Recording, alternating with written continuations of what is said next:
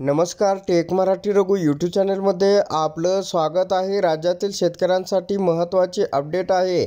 मुंबईसह राज्यात मुसळधार पाऊस येण्याची शक्यता वर्तवण्यात आलेली आहे। मुंबईमध्ये रेड अलर्ट जारी करण्यात आलेला आहे। तेथे शाळांना सुट्टीसुद्धा देण्यात आली आहे।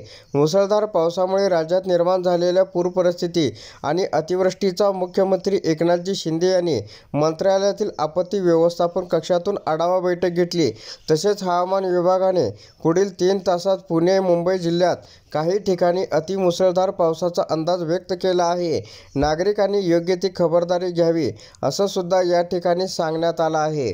तसेच भारतीय हवामान खात्याने रेड अलर्ट जारी केला आहे। मुंबईकरांनो, अत्यावश्यक काम असल्यास घराबाहेर पडू नका असं या ठिकाणी सांगण्यात आलेलं आहे।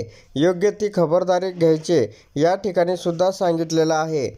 याद्वारे पत्राद्वारे नोटीससुद्धा काढलेली आहे। उद्या म्हणजे आज 9/7/2024 रोजी शाळा बंद ठेवण्याबाबत याद्वारे आदेश देण्यात येत आहे की दिनांक 9/7/2024 रोजी अतिवृष्टी होणार असल्याबाबतचा इशारा प्राप्त झाला आहे।